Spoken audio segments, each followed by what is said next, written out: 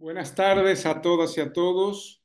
Para completar a Alfonso, como sé que alguien ha preguntado, se lo escuchó por ahí la referencia académica. Yo soy educador popular, soy doctor honoris causa y no tengo ningún apego a lo académico. Así que lo aclaro por las dudas. Bueno, el tema de la memoria y el conflicto social y las luchas populares. Vamos a irnos aproximando de a poquito, ¿verdad? El primer punto sería reconocer la importancia de la memoria en la sociedad, para los diferentes sectores sociales, para la sociedad como un todo. De hecho, la memoria ha jugado un papel fundamental en la fundación de nuestras naciones, de nuestras nacionalidades, ¿verdad? Colombia es Colombia y no es la Gran Colombia, ni Panamá, ni Venezuela, ni Ecuador, y tiene una bandera parecida pero diferenciada, y nombres históricos de batallas, de próceres, de líderes de la independencia, y así. Y en mi país, por ejemplo, las calles tienen nombres de personas, ¿verdad? O de fechas. Y ahí hay una pugna permanente por esa memoria, ¿verdad? Que se plasma en monumentos, en monolitos, a veces en lápidas, en fechas que se celebran en el calendario. El 12 de octubre es una fecha que todos los latinoamericanos tenemos anotado en el calendario, el 1 de mayo, el 25 de diciembre, en fin, si ustedes se fijan en las fechas, que normalmente son o fiestas patrias o fiestas religiosas o celebraciones religiosas, todas refieren a una determinada memoria que es fundamental en la constitución nuestra como colectividades humanas, como sociedades, como naciones, pero también como sectores sociales determinados, o sectores religiosos, o sectores políticos, ¿verdad? Yo digo Gaitán y hay una referencia clara, ¿verdad? A Gaitán y al gaitanismo, aunque luego a lo largo del tiempo pueda ser distorsionada porque aparecen grupos paramilitares con ese nombre, pero bueno, hay una disputa ahí por la memoria y no es casual que esa disputa existe porque le da sentido, pertenencia y orientación a nuestras sociedades en su conjunto y en el sentido de cada uno de nuestros países tiene referencias distintas en el terreno de la memoria histórica. En segundo lugar, voy a abordar la memoria desde el punto de vista de los sectores populares y de los movimientos de los sectores populares, ¿va? Aquí no es una memoria idéntica a la del Estado-Nación, a veces se solapan, a veces se antagonizan y tienen una característica importante que es la siguiente. Hay una memoria histórica en los sectores populares que emerge, y esto lo he comprobado en estudios y trabajos que he hecho, en los momentos de conflicto agudo o en los momentos en que se está jugando el destino de ese sector popular, ¿verdad? Ahí emergen nombres, hechos, sucesos que son realmente importantes. A mí me sorprendió hace unos años ir a la Universidad Andina de Quito, ingresar a la sala del rectorado, donde hacen sus asambleas los cargos superiores de la Universidad Andina, y hay 12 vitrales que pertenecen a cada uno a una mujer de la independencia, ¿verdad? Yo conocía a Manuelita Sanz, a La Pola quizá, pero ahí aparecen mujeres indígenas, mujeres negras, etc. Entonces, esta memoria no puede estar desvinculada. ¿Por qué 12 mujeres, como los 12 apóstoles? Bueno, porque el movimiento de mujeres en América Latina en los últimos 30, 40 años ha tenido un impacto muy fuerte. Si ese rectorado hubiera hecho 12 vitrales con apóstoles de la independencia, seguramente todos hubieran sido varones, ¿verdad? pero hace un siglo, pensemos, ¿no? Pero ahora eso ha cambiado, se ha modificado. Y yo he comprobado que los sectores populares, cuando campesinos, por ejemplo, lo he comprobado en el movimiento Sin Tierra de Brasil. El movimiento Sin Tierra comienza su andadura muy vinculado a la pastoral de la tierra de la Iglesia Católica entre los años 79 y 83. A partir de cierto momento, cuando el movimiento va cobrando fuerza, los nombres que le ponen a los asentamientos campesinos en tierras recuperadas empiezan a remitir a hechos históricos eh, que han sucedido 4 o 5 siglos atrás. Por ejemplo, Zumbí de Palmares, ¿verdad? ¿Por qué Zumbí de Palmares? Bueno, porque en plena esclavitud, en el 1500, los esclavos libertos, los esclavos fugados de las plantaciones, se agruparon en una zona remota que se llamaba Palmares, en lo que hoy es el estado de Bahía, y ahí crearon una república independiente, ¿verdad? Hay algunas novelas, está la de Guimarães Rosa, está una de Vargas Llosa, incluso La Guerra del Fin del Mundo, que remiten a eso, pero en los sectores populares, el quilombo de Palmares, que es el palenque de Palmares, no había jugado un papel, no se encuentra en la literatura esos hechos. Sin embargo, por una razón que luego explicaré un poco, en determinado momento empiezan a aparecer asentamientos con esos nombres: Zumbí, Quilombo de Palmares, las guerreras de Palmares, incluso la esposa de Zumbí y otros nombres. O si quieren, para acercarlos un poco a la realidad colombiana, nombres como La Gaitana o Manuel Quintín Lame, en el caso del Cauca, cuando se forma a partir de los NASAs y MISAC el Consejo Regional Indígena del Cauca, empieza a reverdecer una historia que parecía sepultada. Incluso la de Quintín Lame, que tiene un siglo más o menos, no era algo de lo que se hablara permanentemente en las reuniones, en los congresos, en los encuentros. Pero a partir de ese momento, Quintín Lame, el momento en el que masivamente pueblos originarios recuperan la tierra, ¿verdad? Bueno, en esa confrontación con los hacendados, la memoria se empieza a reverdecer. Quintín Lame, la gaitana, las quintineadas, ¿verdad? Que fueron procesos de movilización social importante. ¿Por qué renace la memoria? Bueno, aquí habría que decir varias cosas. La primera es que la memoria siempre estuvo presente de una manera, diría, no institucionalizada y no explícita, pero sí en las cocinas, en los diálogos, entre las personas, esa memoria de alguna manera latente, le llamaría, esa latencia de la memoria estaba presente y se conservó. Y en un momento de necesidad es como una caja de herramientas, ¿verdad? Que los actores colectivos, las comunidades, echan mano de eso. O voy a poner otro ejemplo, ¿no? Que ustedes conocen más de cerca. En las reuniones y prácticas de las comunidades eclesiales de base, desde los años 60 por lo menos, normalmente se discute un pasaje de la Biblia que es el Éxodo, ¿verdad? Y si ustedes se fijan, el Éxodo tiene mucho que ver con esa lógica campesina de la recuperación del campesino indígena, de la recuperación de la tierra, y de la travesía del desierto, o sea, de las dificultades.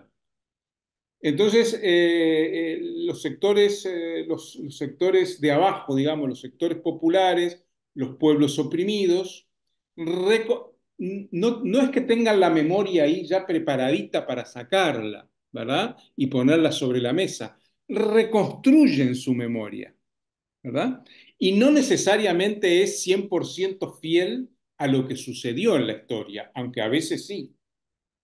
Ellos apelan a esa memoria y la adaptan a la realidad del momento y a las necesidades del momento. Y quiero decir que esto no es algo secundario, es un elemento fundamental y fundante en muchos casos en las identidades colectivas.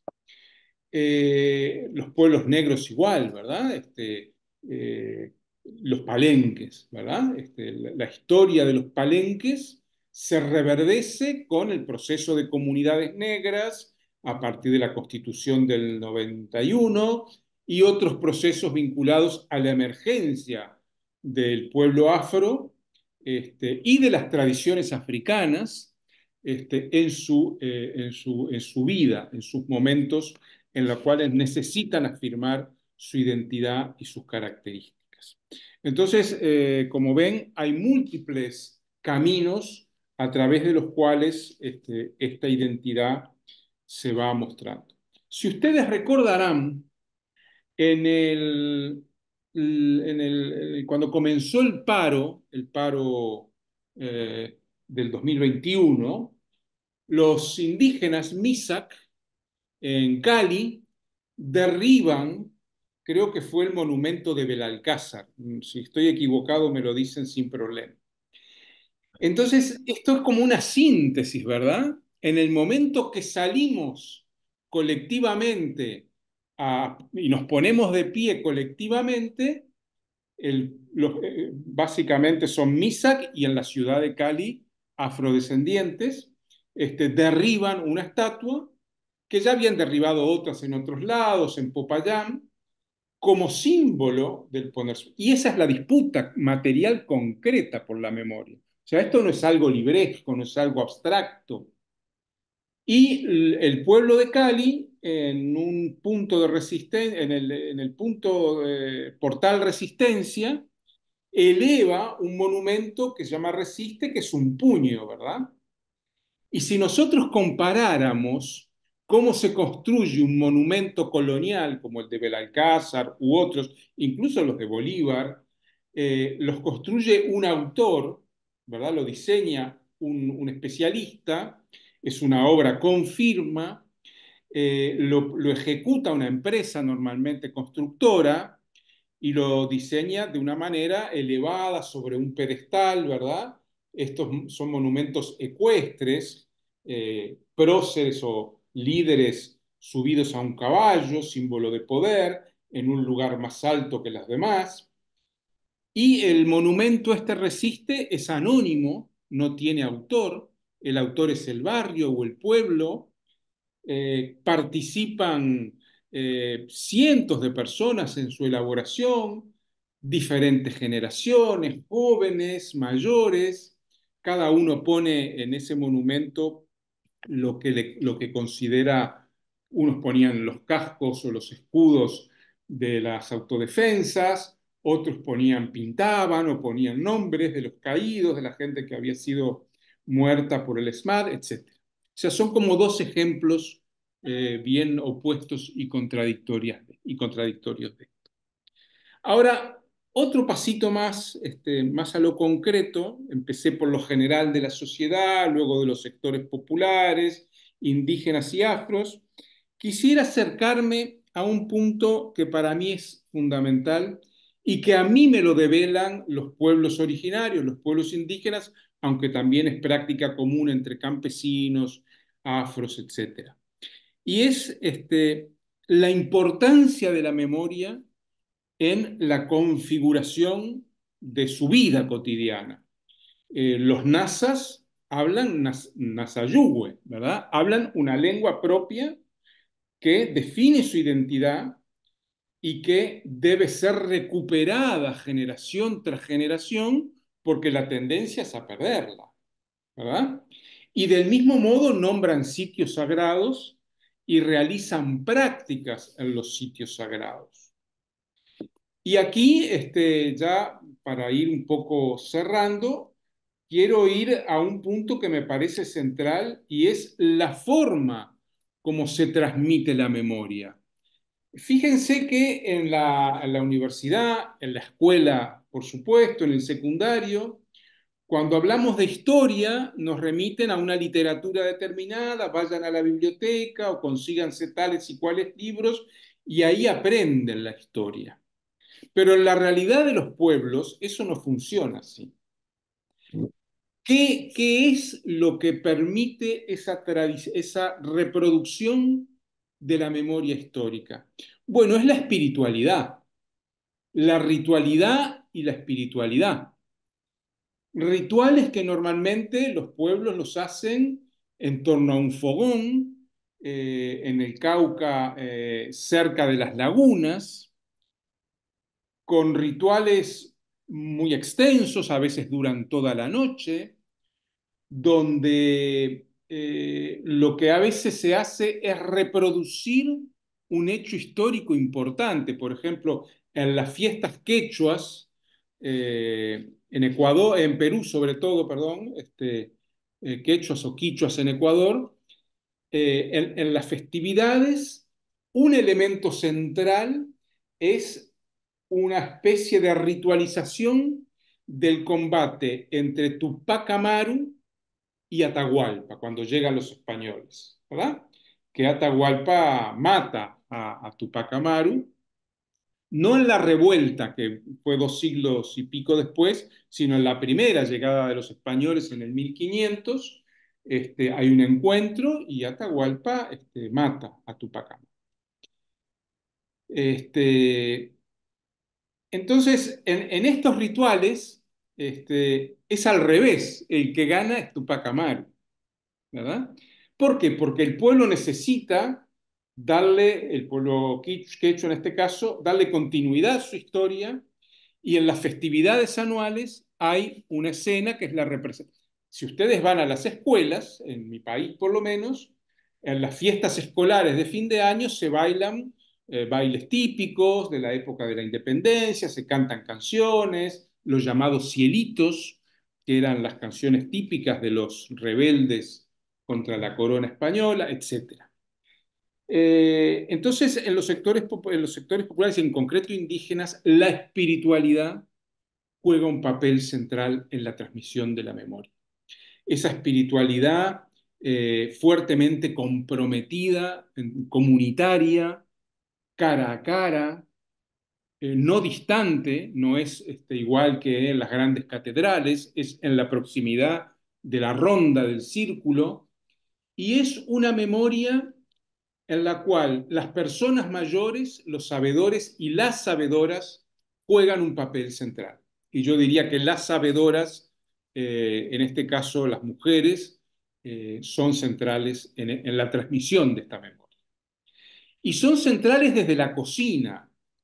Yo, y perdónenme que ponga ejemplos muy diversos, yo me recuerdo que entre la clase trabajadora argentina, hay una figura que se llama las cocinas peronistas, porque era donde la clase obrera argentina fue profundamente impactada por Perón, y es en las cocinas, o sea, en el espacio de las mujeres, donde aparecen pequeños altares y donde la figura del altar es Eva Perón, ¿verdad?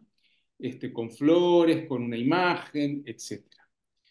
Y entonces hay un diálogo ahí entre esa cotidianeidad y la representación en el espacio público. Y quiero reafirmar la centralidad de lo espiritual, de lo ritual espiritual en la transmisión de la memoria, porque es como un martilleo permanente, diario y año a año, de quiénes somos, qué lengua hablamos, de dónde venimos, dónde nos socializamos, etc. Y esa memoria, y esa memoria es una memoria del tiempo largo, o sea, de la historia, pero también es una memoria en la cual se inserta el tiempo corto, ¿verdad? Si ha habido sucesos muy importantes en los últimos tiempos. Entonces es una memoria compleja, diversa, a diferencia también de la memoria del sistema, ¿verdad? Que hubo una independencia, no hay diversas lecturas de la independencia. Si uno lee los libros de texto, es la homogeneidad de la lectura de la independencia, ¿verdad? Digamos, científica. Y como ustedes saben, o yo por lo menos pienso, la ciencia no es objetiva, es subjetiva, ¿verdad? Entonces, obedece a ciertos intereses y a ciertos propósitos, que es la homogeneización de la población. Entonces, una bandera única, una lengua única, una nacionalidad única, los niños de las escuelas se visten todos uniformemente y la memoria es también uniforme. Mientras que para los pueblos la memoria es diversa.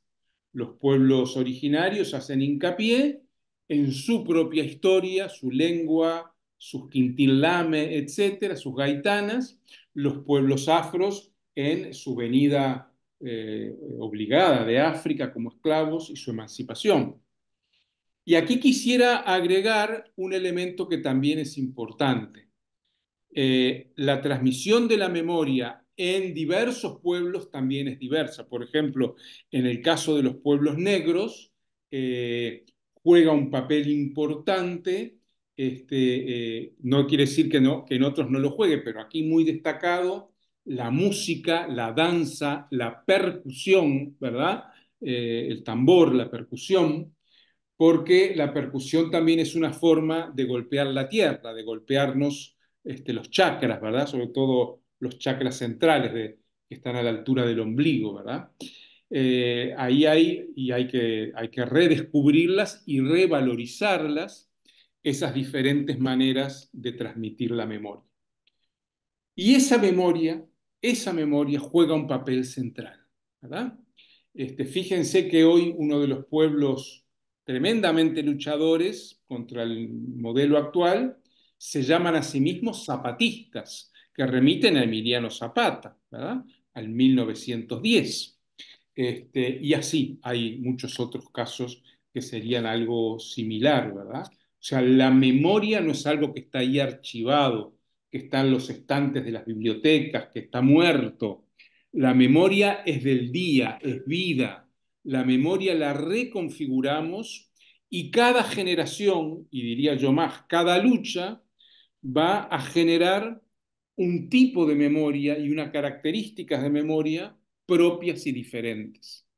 En el caso del pueblo negro de Cali, de los sectores populares de Cali, el Resiste, ese monumento que pusieron en pie, y que va a ser difícil que alguien lo derribe, ya está incorporado a la memoria y pasó hace 2, 3 años. Y así la memoria es como un ser vivo. Los pueblos la reverdecen, la reconfiguran, la adaptan a las necesidades del momento. Entonces uno puede encontrar angelitos negros, como dice la canción, ¿verdad? Porque el pueblo negro no va a poner solo angelitos blancos en sus iconografías, ¿verdad? O aparecen líderes de la independencia que ahora son más morenos que lo que eran realmente, ¿verdad? Si eran blancos, hoy están digamos, coloreados, ¿verdad? ¿Por qué? Porque los pueblos de nuestra América Latina son pueblos de color, son pueblos diversos, son pueblos, como dicen, del color de la tierra. Y yo creo que aquí tenemos nosotros como personas estudiosas o activistas o preocupadas por la realidad colectiva y social, pues que ser muy atentos a esa transmisión de la memoria, porque nos está diciendo cosas. Hoy los estudiosos del Perú dicen que la revuelta de Tupac Amaru, 1780, fue antecedida por una danza que se llamaba el Taki Onkoi, que es una danza como del tembleque, ¿verdad? De algo que se está así temblando, que se está moviendo. Bueno, esa danza era una danza contra los españoles, pero no se la verbalizaba de esa manera, ¿verdad? Y yo creo que además es necesario, y con esto termino ya, que conozcamos los rituales, las espiritualidades, no en general, sino en concreto, dentro de esas comunidades. Y ustedes observarán cómo las comunidades adaptan sus rituales, sus espiritualidades a cada momento histórico que están viviendo. Y esto me parece que los enriquece porque no hay nada más opresivo que la homogeneidad absoluta, ¿verdad? Los pueblos son heterogéneos y no aceptan que se les imponga una homogeneidad de forma forzada. Bueno, yo llego hasta aquí y bueno, podemos debatir, preguntar, opinar.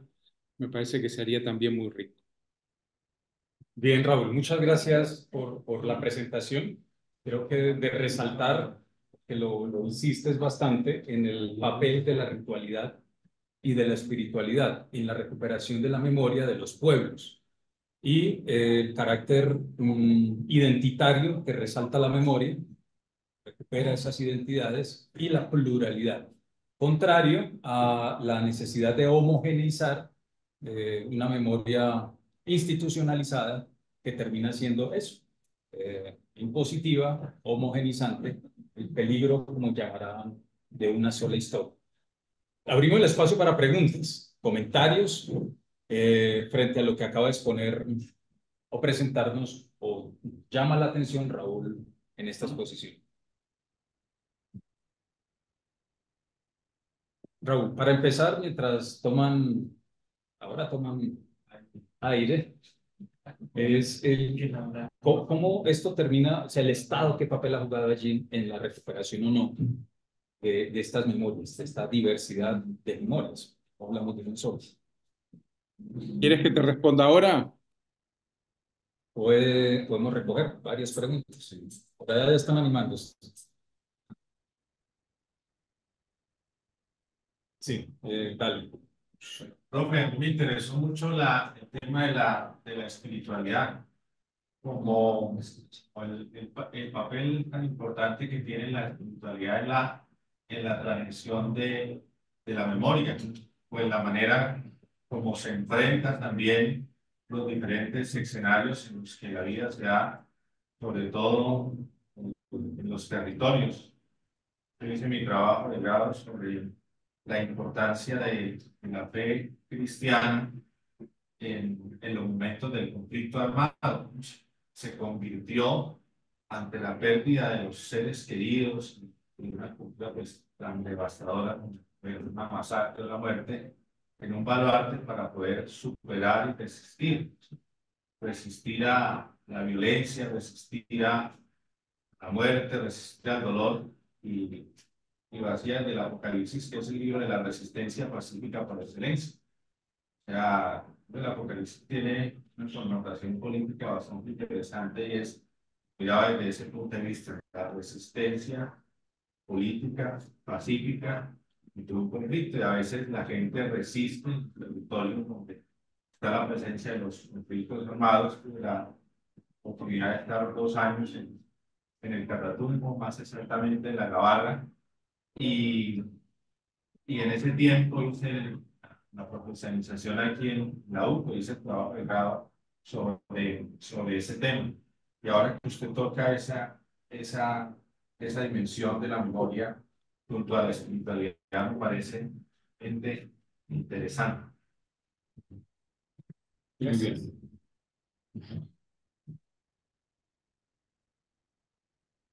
Podríamos con esas dos mientras se animan. Vamos, sí. A ver, en contra de lo que se cree, el Estado no tiene una única actitud hacia la memoria, ¿verdad? Tiene una predominante, que es la que mencioné, ¿verdad? El establecer unidad. Para el Estado, sobre todo cuando se crea el Estado-Nación, siglo XIX, la unidad es muy importante. Y cuanto más débil es el Estado, más fuerte es esa tensión por la unidad. Por ejemplo, yo veo que hay países donde los niños y las niñas llegan a la escuela con 5, 6, 7 años, todos uniformaditos de blanco y se forman como militarmente, se sube la bandera y se canta el himno. Bueno, esto es una práctica de cuartel, no es nada pedagógica, sobre todo si hay que repetirla todos los días. Imagínense si hace frío. Bueno, en mi país eso no se hace. ¿Por qué? Porque tenemos un Estado muy fuerte.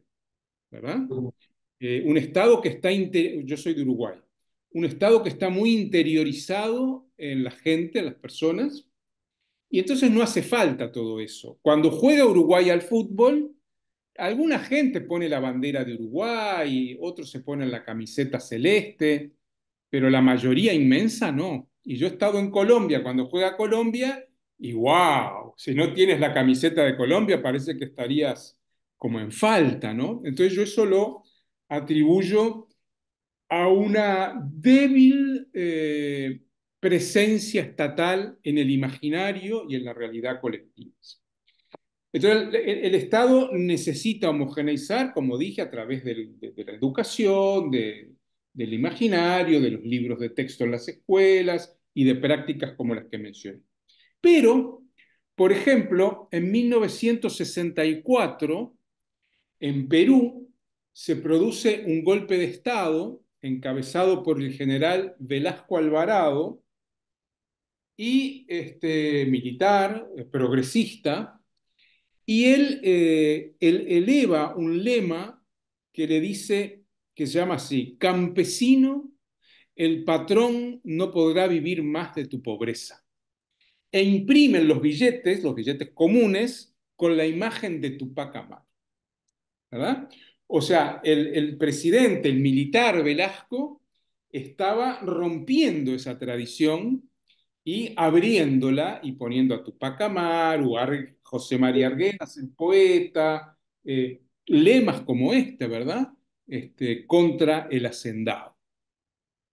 Entonces, lo digo esto para no pensar que siempre va a ser igual. ¿Por qué pasó esto? Porque el movimiento campesino, Hugo Blanco jugó un líder, ahora fallecido, un líder campesino de la sierra peruana, de la zona de Cusco, comenzaron una lucha por la reforma agraria y tuvo una fuerte repercusión en la sociedad, ¿verdad?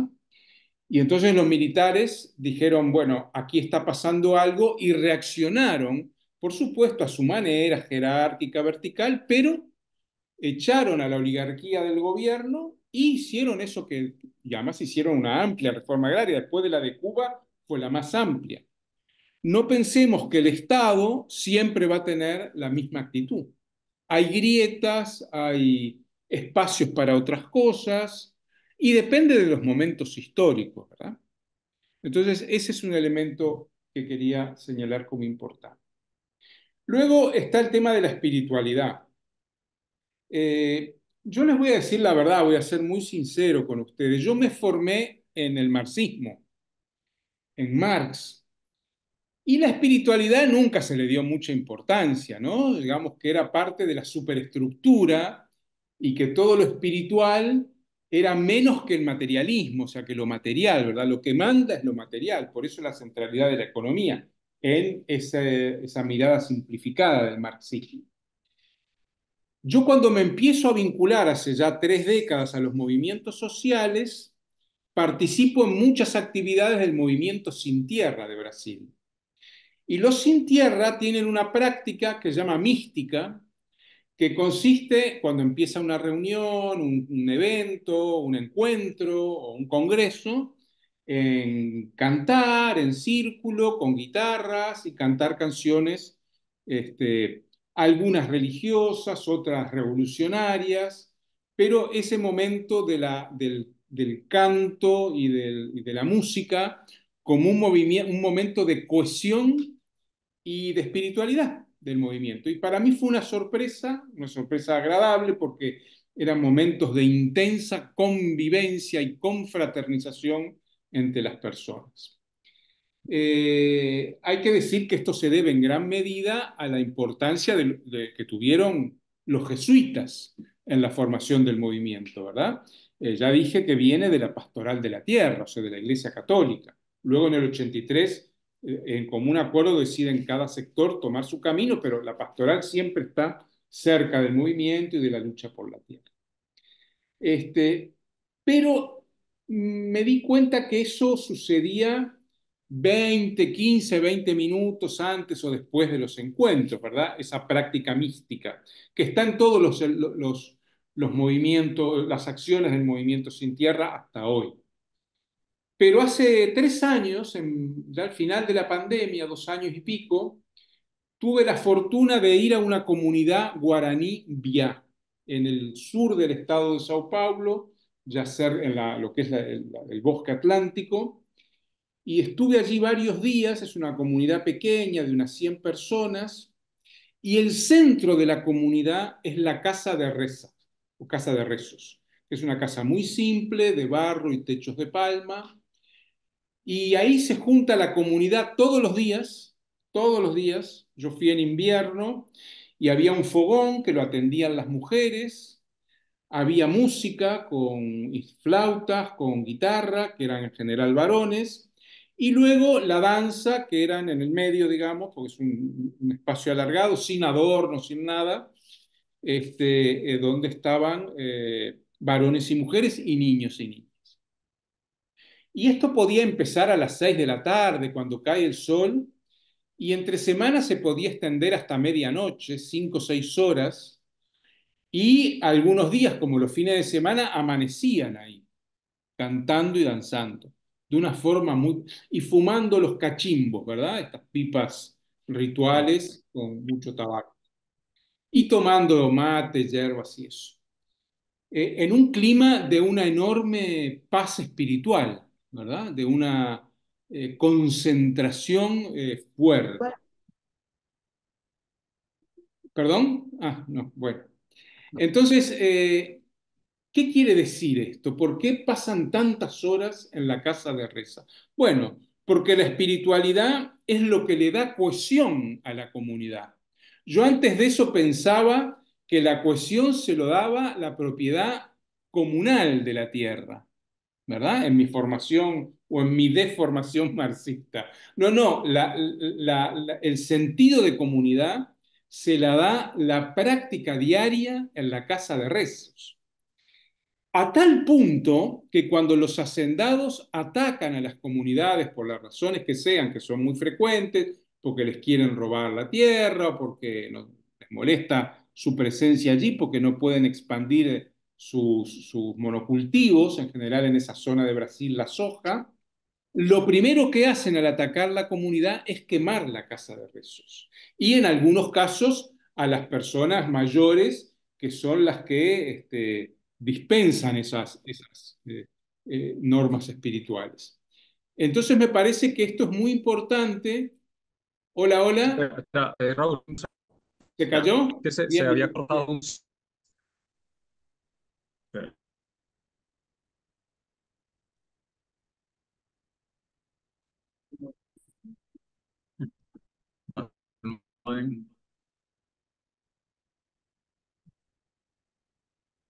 ¿Seguimos? ¿Me escuchan ustedes? No. ¿Me escuchas? Sí, yo escucho perfectamente. ¿Ustedes me escuchan?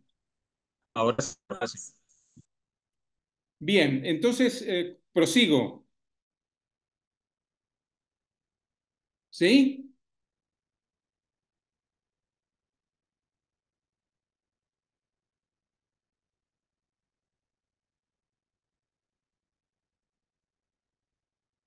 ¿Alfonso?